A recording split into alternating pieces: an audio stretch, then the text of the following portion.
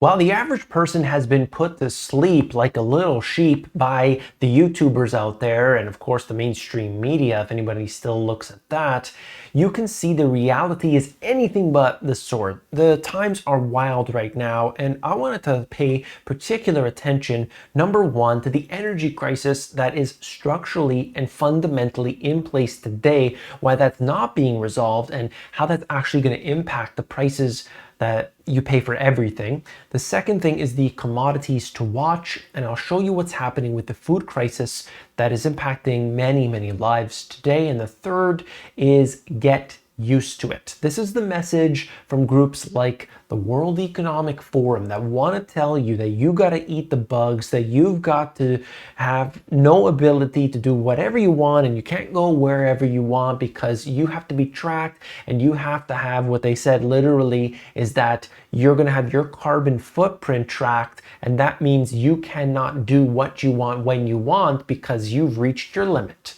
How does that sound? If you don't think it's possible, if you don't think it's happening, they are already making progress on these factors today. Now, I've got some interesting information for you here. I wanted to bring it to you. Let's begin. Let me start right here. Netherlands to shut down Europe's largest gas field.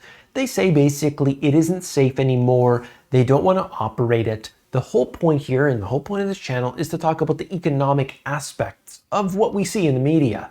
What is coming down, when there's new inflation numbers that come out, jobs numbers and so on. Like, how does this impact you? So let's start with this. Of course, you have yet one fewer sources of the gas. Europe had been dealing with this all along. They've been saying, we need more. We were highly dependent on Russia. Japan, highly dependent on Russia. All these other countries dependent on a country that suddenly they don't see eye to eye on. Oh, okay, now we have to scramble and find new sources or whatever. Luckily, the temperatures throughout the winter had been more mild than what they were expecting. So that means they use overall less gas, and that helps them, but it does not help what's coming because they need to replenish all the storage throughout the summertime. Usually that's what would happen. They don't have that today. So Europe has to find new sources. And guess what? Another one has shut down. Not a good sign. Look, we could talk about the political thing. No, I'm not discussing that. I'm just talking about the economics of this. You as an individual will have to pay more because there's one less source out there. Now we need more. What did they say? Well, Europe said to Qatar, hey, we want to do a deal. Qatar said, absolutely, we'd love to do a deal. It'll be online in 2026. All right. The global energy crisis is redrawing geopolitical maps. And what they describe here is that while the lesson to be learned from the European energy crisis should be to diversify, both trade partners and forms of energy in the global north is opting to narrow their trading options even further. This is very bad. This is not a good sign. And we see that certain countries are going to have let's just say diminished living standards. Are you prepared to live with less? And it's not as if you choose to. You're a minimalist and you like to, have the basics. That's not what this is. It's you have the basics and you have to pay an extremely large amount of that fiat currency to get it. That's what it means. It means they decide. The World Economic Forum or some other entity that exists above your government, outside your government, they will be dictating what you can and cannot do. How does that sound? Let me know in the comments. Are you in favor of that? If they suggest to you that this is going to have a positive impact on the world, promise, just trust us. Do you favor that? I would really like to know. And then we have the aspect where they kind of lead me in. This is 1, 2, and number 3 for these articles, all connected. China tightens grip as dominant LNG buyer with long-term deals. Of course, China is going out there. They're saying they're right now buying the most oil from Saudi. Big change from before, right? They're increasing their partnerships. They want to buy more, doing deals with Brazil. They're going out there and expanding into these countries, clearly marking a very different scenario from where we were, let's even say 10 years ago with China. They're buying just about everything. They consume more than any other country with just about anything. You name it, they're consuming more of it, which means that they have this insatiable appetite, and countries that are exporters, they want to provide China with that, whether it is LNG, whether it is oil, or any other commodity. So as an investor, listen up. If you know that a particular country has this advantage, Chile has copper, I mean, whatever it might be, you can say, all right, China's doing deals with them. That's positive. Who are the companies involved here? Perhaps I will invest in that. I'm not telling you to do that. I'm not telling you to do anything. I'm saying that's how you figure it out. That's how you take this information and then you go and you can invest accordingly if you desire. If you don't, you're learning about the elements that are in place today and you're being informed. Extremely tight market could push copper prices to record high. And you look at this, potentially could be the case if copper continues to go up, Dr. Copper as they call it. This would be something that shows us the economies might be growing here in 2023. That's what copper signals, because if they're getting into more copper, that means they need just about everything. I mean, copper is in a lot of different things. You know, if they're building up buildings, you're going to need a lot of copper for that. Is China going to continue? They have 65 million empty units right now. Will they build more? Probably. We'll see. We'll see what happens. I want to show you this. We look at commodities, okay? China now grows more corn than rice. Share of selected cereal crops in primary cereal production in China, the US, and Brazil in percentage terms, and you could see the difference. Corn, rice, wheat, and others. And I just wanted to highlight the fact that they are growing a lot of corn, which is a big change. And they're saying essentially it's easier to grow. I imagine that a lot of what happened with, some catastrophes ruining a lot of their crops in the rice fields, that this maybe sparked a change. So if they can get something, especially the GMO corn, that would be what they would probably be planting because, hey, it's easy, right? Why not? Drought tolerant. You don't need to worry about this or that. They can make it happen.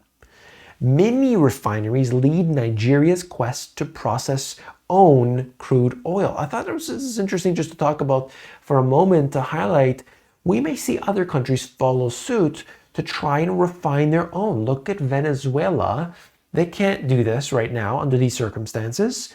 What are the other countries out there that are holding on to something? What about Iran? They have to export in order to refine and bring it back in. So when that happens, they're paying an extremely large amount on their products that they're creating. So certainly they're going to do that. A lot of these countries are in that position today. They don't have the refining capacity. Just like if you want to refine rare earth metals, is it being done in the US? No, it's all being done in China. How Europe needs freight trains to cross Russia from China. Oh, you got to read this article. If you have a moment, check it out. Weapon systems rely on rare earth elements controlled by China. EU data shows Russian rail a key conduit for strategic metals. So even today, even with all the sanctions, even with everything that's been put in place, these trains still operate, moving from China through Russia into Europe. If we only really knew the truth, well then maybe we'd have a different opinion as to what's going on. There are many, many levels to what we see in the media. If central banks increase their inflation target, it could lead to higher prices for goods and services, which would decrease the purchasing power of an average person's savings. This means that people would have to spend more money to buy the same goods and services they could previously afford. An example of this occurred in the 1970s when inflation reached high levels in many countries. This led to a decrease in purchasing power and people's money could not buy as much as it could before. The economy also slowed down as a result of high inflation as businesses had to raise prices to keep up with the increased cost of production, which in turn led to decreased consumer spending. In addition to the decrease in purchasing power and the slowing of the economy, high inflation can also lead to uncertainty and instability in financial markets. When the general price level is rising rapidly, it becomes more difficult for individuals and businesses to make sound financial decisions. Also, High inflation can also have a negative impact on those on fixed incomes, such as retirees, as their purchasing power declines and their savings lose value. And so this is why you must get used to it. Quote, over the last 4 years, blue-collar workers in Pakistan have lost around 30% of their purchasing power. These are lower middle class and lower class citizens that basically earn $2 a day. So we see the extremes here of what can happen in a particular country. Then the IMF comes in, the country's never the same again. We know this. Right now, there's a food crisis going on inside of Pakistan. It's not the only one. We've seen this in a lot of different places. As the price of food rose, this put additional pressure, and that's just one. Just one. Now we go over to Brazil. Lula questions advantages for Brazil of independent central bank. That's kind of what the article was about, but the first line is what I wanted to touch on. President also defended argument for higher inflation target. Now that's the key. Do you see? A higher inflation target. So let's just say for the Federal Reserve of the United States, 2% was that target. We've been hearing all along, 2%, 2%, 2%. Same with Europe. Okay, 2% is the target. By the way, they struggled to get to that level. Now they went way over that level. Are they going to be, realistically, are they going to be able to get below, let's say, 4%? Are they going to be able to get below there in 2023? Not realistic. Are they going to be able to get there the year after? I mean, depends on interest rates. How high are they going to keep them? They don't want to keep them higher. So the obvious solution is to raise the target. We used to say 2%, but now we can have a range. We'll still say 2%, but maybe we bring that range up to 3% or maybe 4%. Other countries will basically do the same thing. Maybe they'll have that range in there. Oh yeah, they'll say 2%, but it's a range. We'll get it down eventually. That's what they say. And that means that you must be willing to accept higher prices on everything and the devaluation of your currency. Now, this was an article, you probably saw it already. Brazil and Argentina are discussing whether to combine currencies. Whether or not they're going to do that, I don't know. But what does it do when we think about the currency system the way it is today? Are they going to tie their currencies to something physical? We know that Argentina wants to join the BRICS. They were one of those nations. At the same time, they're experiencing so much inflation today. Their currency has lost so much value. I talked about that years ago. At the very beginning of this devaluation period, I said, watch what happens to Argentina. Look at the devaluation today. It will be worse in the future. And here we are. Why was I able to predict that? I mean, it's because I'm a soothsayer? It's because I have a crystal ball? No, it's because it's a cycle. It all happens over and over again, right? That's all. Australian inflation hits post-1990 peak. So we're looking at a new 32-year high for that. So we are going to see inflation levels get to, wherever we're peaking right now. UK had come down and so on. But we need to understand that there is a new normal in place. And that means wherever you are, you must be willing to accept a higher level of inflation.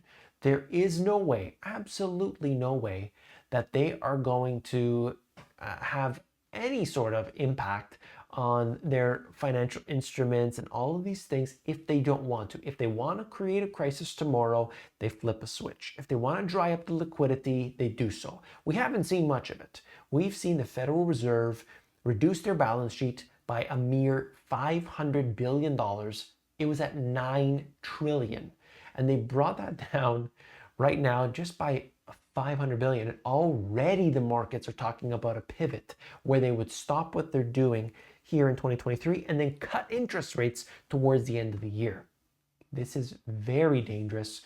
You must understand who, these people who are telling you what you can and cannot do, what that means for you. That was discussed in this video. And if you did appreciate it, all you gotta do is hit that subscribe button down below. Each and every day, I bring those who seek the truth, the information that they need to know with no political bias, no nonsense, simply the information you got to know today. I'll see you tomorrow. Take care.